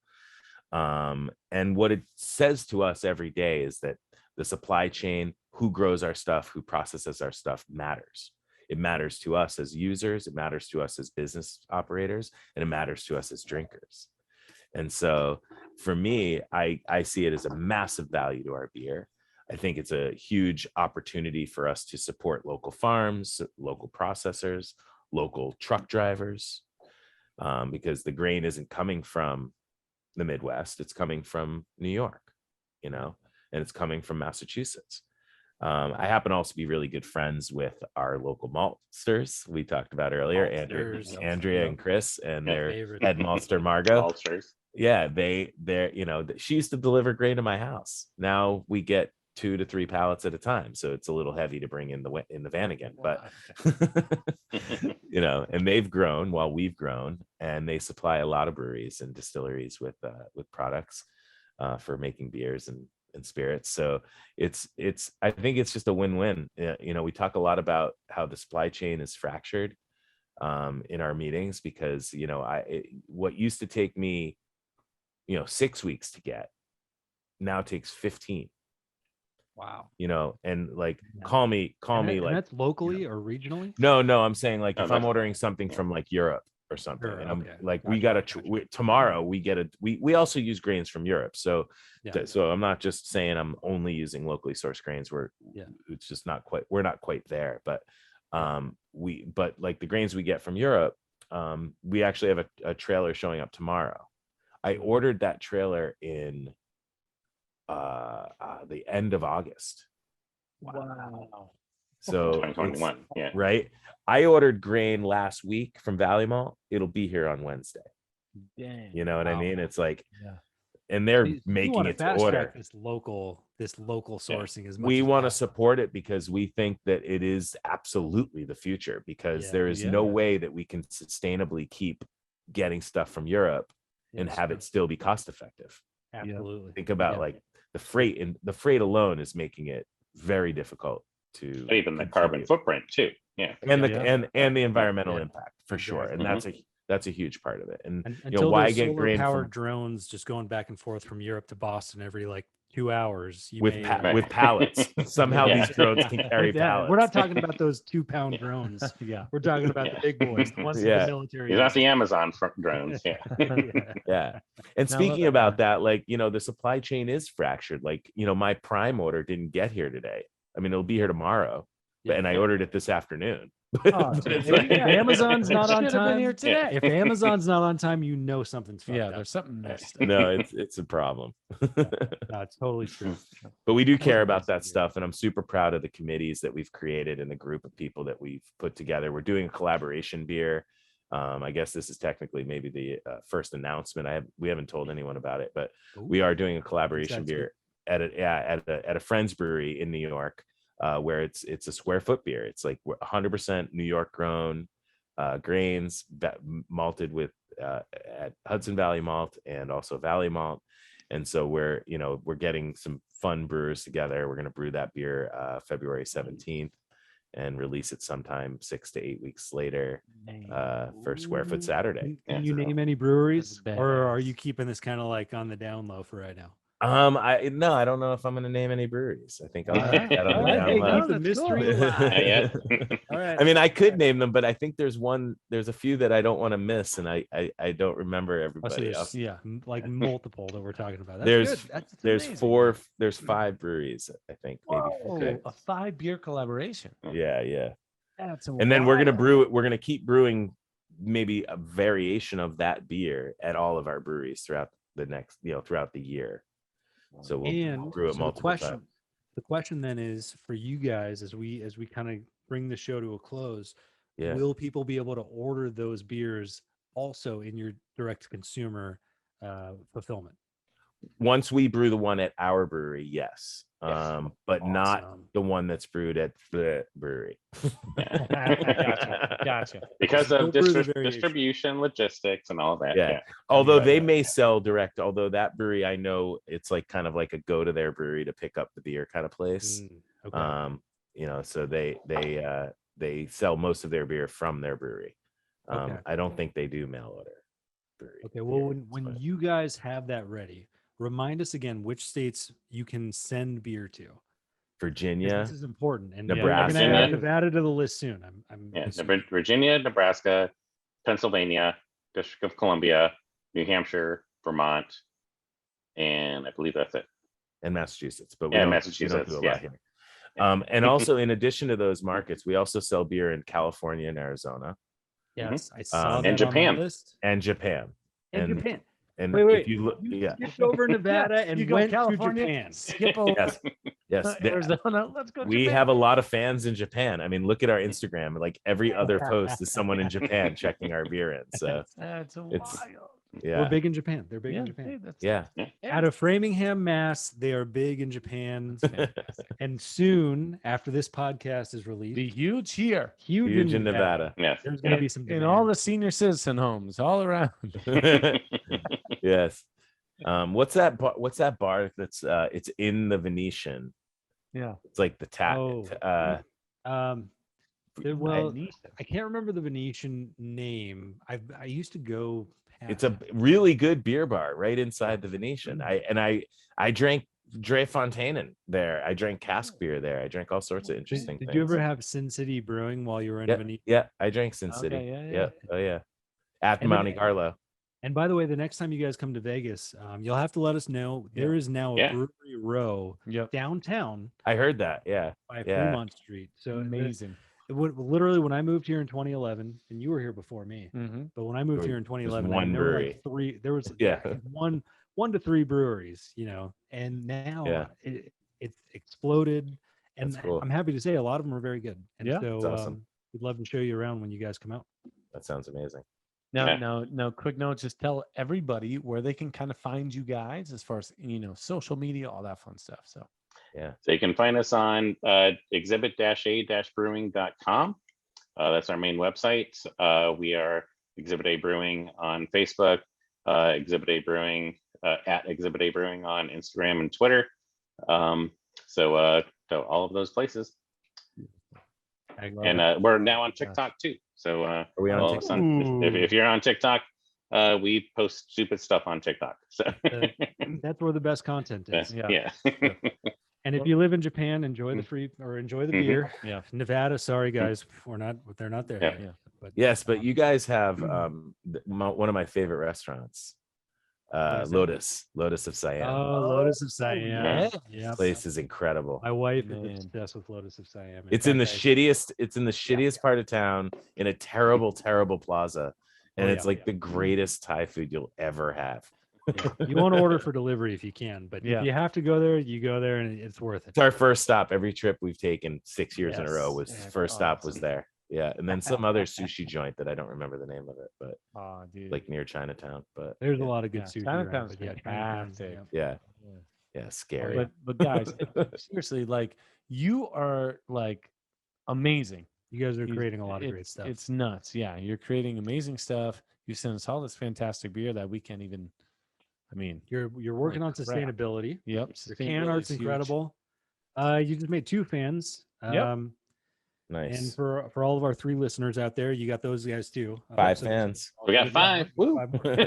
My mom. My With the mom 7 has I gone- lost Yeah. yesterday. Yeah, this has been great, guys. Yeah. Seriously, thank you so much for joining, and thank you for sharing your fears with us. Mhm. Now, Derek Yeah. and I have more things to be scared of because I am also afraid of podcasts, but not during them, only before they're happening. Oh. you know any that, I get this is why we anxious. say it. Everything's better with beer. Yep. You know, we have all the things that scare us. You have a couple of beers. There's nothing. You know, the podcast just goes much more smoothly. At least we think so. Yeah. Probably sounds worse, but you know, we enjoy it a little bit more. No, so thanks again, guys. And I know Thanks you're on for the East having Coast. us. We'll let you guys go. Yep. Let you get to bed on the other side of the country. Thanks again. Yeah, thank you so much for having us. Thanks. Yeah. That was Thank Take you, it guys. easy. Peace Derek? out, guys. We'll be seeing you. So thanks again, guys, for joining us. Thank you. We'll cut it off here. But really, I mean, just me, like you guys are doing some really cool work. I really appreciate you guys sharing that all with us. Thank you Oh, so no. much. Yeah, thanks for having us. Yeah, this was really fun. So is there anything that you guys wanted to add or anything that you guys want to cut? Anything specifically? I know that's probably a big question after 2 hours of talking, but Yeah. Yeah, that was great. No, I didn't say anything that I would regret. Nope. all right, good. Good. Even Well, when then Derek we'll- was going to the bathroom. So. I'm sorry again. I'm so sorry again about calling you. I knew your name, and for what Oh, I that's fine. Yeah, I fixed that, but other than that, it's fine. My sister's an editor. She's a filmmaker and an editor, so I get the editing thing. I couldn't do it, but I give you guys a lot of credit. What is Derek does it all. What is the trying to think of the hotel. Oh, the Aladdin. Oh, I went to see Fish at the Aladdin in like 1990 something nice. 4 or whatever, 95 maybe. I slept out at a Smith's grocery store to get tickets for that show. Oh my gosh. Went man. back to the Aladdin. I got my tickets. I had the first 4 seats right in the front row, and Les Claypool played with them that show, by the way, which was cool. But so I went back to the Aladdin box office where all my friends from Flagstaff had gone, and I had learned that you could go to Smith's grocery store to get tickets. I got my tickets. I went back to the box office, and there's everybody standing in line waiting still. They hadn't even opened the box office yet. I've got my Wow. tickets in hand. It's I'm like, about to drop. partying. I'm super psyched. Yay. It was a good show. And then we heard a year or two later, I think it was like a year later, that they were going to be imploding that Aladdin. So we went to Vegas that week and watched it happen, which was pretty cool. Yep, So I and then got they- to see a hotel getting flattened. That's They Vegas don't do as style. often anymore. They don't. They no, don't it's do just- them as that's what my they brother just like said. refab them. They just like Yeah. like I guess the dust is kind of bad for the environment. I don't Yeah. know. They should I do don't know. that to the Luxor. The Luxor needs to be destroyed. That place. Luxor is it's an eyesore, and it's a bad part of the town too. Like that South Strip is just yeah, it's not good. South Strip's good. awful. you want to be in the middle of the strip. You don't want to be North Strip. You don't Yeah. want to be South Strip. It's that mid strip. Yep. You know, but Nice. Luxor, you know, I don't know. It's such a landmark too. Yeah. I think that they It just is. to take it out. them Tropicana and like Flamingo. Tropicana's going That'd be away, tough. man. That's where they're going to put the A's stadium. That could Oh, you- really? That would be Oh, amazing. nice. Well, we haven't got the A's yet, but we're That's your everyone plan. kind of. Hmm. I mean, well, we got the Raiders already. We're stealing everything from Oakland. Yeah. Just- As just well take as And you your should. hockey team is awesome too. Our hockey team is Yeah. totally. Yeah. Yes. Yep. Thank you for saying that. I'm sure Yeah. you guys are Bruins fans, but We are. We love No, our I- nights I- out here. Yeah, I have a soft spot for the Knights, and the way that they came on the scene, like Yeah. it's unbelievable. Well, So it was wild in this Yeah. town. No, I mean, this is Vegas. No one Yeah. watched hockey out here. No. I mean, Yeah. maybe No, They we're- don't I even. mean, They've they're never a seen desert. ice. Have you even Yeah. seen ice before? Yeah, no, Right. and literally, and then they went to the Stanley Cup championship Yeah. year one, and I Right. kid you not, I mean, probably 90% of this town Yeah. has a Went ape Knights shit. hoodie or a Knights Oh, hat or a 100%. Knights Yeah. bumper sticker or a Knights. That's cool. Like, Well, and I Yeah, think it's insane. they after the whole 1 October deal, yeah, I think the Knights were something to like really rally around because they were like a hometown team and they were. So I think that Yeah. that But it was also a team helped. created by cast-offs from other teams. yes, You we know, were the so misfits. exactly. We were because the it was misfits. it was a misfits. It was Yeah. like a draft of players that nobody else wanted.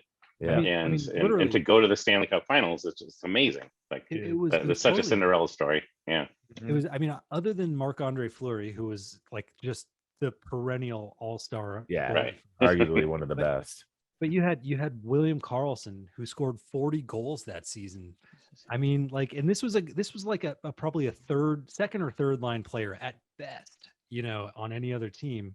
And somehow he puts up 40 goals in his first year. Yeah. Since then, he's only put up like 10 goals a year. But that year one, It's pretty it was amazing. just- it was The insane. bees were in. I didn't see who won the game last night, but they played the Avs last night in Denver. I And my hate the brother- Avalanche. I'm sure you do. I My brother loves the Avs, but he lives in Denver and he's a Bruins fan. Yeah. Like, Oh, when the wow. bees are in town, he is a Bruins fan. And he said that Nice. he texted last night and he said that there was nothing but Bruins fans when he got there. It was Oh, like wow. just fields of Right. yellow and black. I was like, sweet, Colorado's coming around. But they love, back especially when they got what's his name? McKinnon. No, from the Bruins. Ray Bork. Ray Bork. Yeah. Yeah. Anyway, I'm falling asleep. I gotta get No, no, rolling. no. It's been so much fun, guys. I Yeah. really appreciate it. Yeah, my cats are staging a revolution over here. It's time for dinner. You got another one over there. They are Yeah. literally. Yeah, I You got think birds? three, You but- think birds yeah. are bad? Look at those cats, They're man. going for you. Yep, they're We'll gathering. let you know right now. We're gonna They're try the about to briefcase pounce porter. and- That's the one we're going to Briefcase. next. Nice. Yeah, it's a good Yeah. one.